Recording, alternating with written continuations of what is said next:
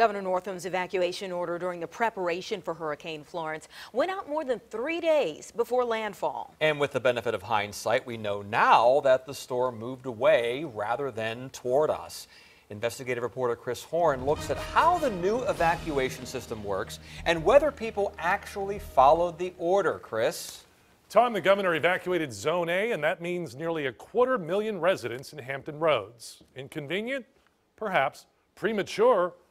Not at all, says the man charged with advising the governor. But some people, they just want to stay put. When a hurricane approaches, Jeff Stern has the governor's ear.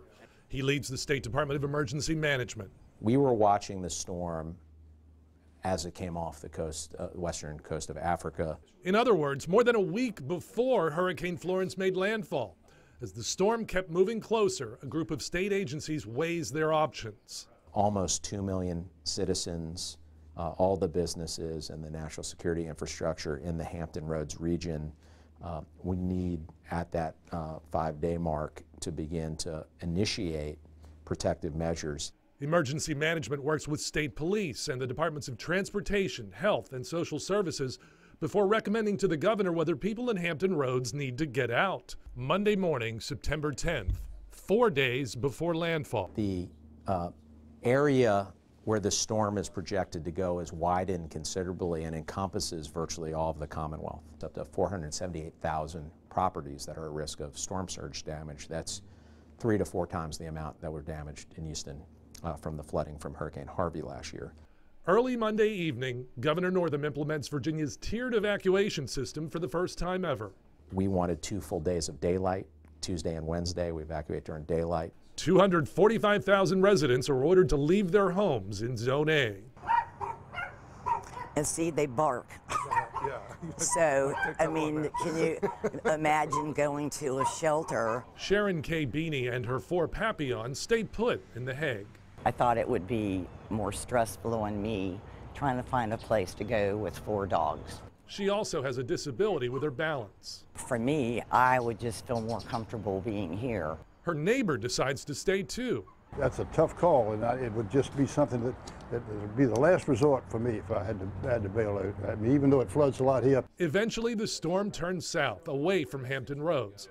But VDEM didn't have the luxury of waiting for that.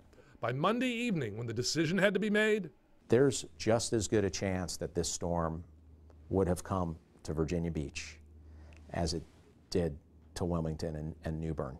Stern uses 3 key factors about the storm itself to decide whether to evacuate. Storm category, of course. Florence got up to a 4 and was expected to make landfall as at least a category 3.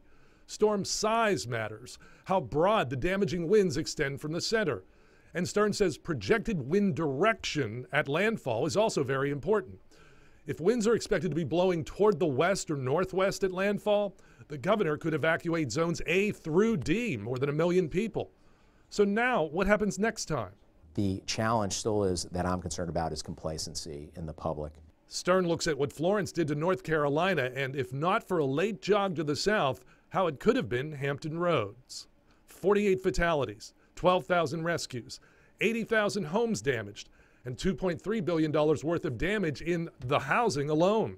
It's far better to be inconvenienced for a few days to move inland out of the way than to die or face the catastrophic aftermath.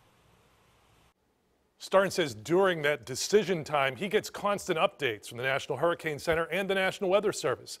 He says the need for municipalities to establish their shelters, often involving schools, is another reason why an evacuation order has to be made far in advance. Chris Horne, 10 on your side.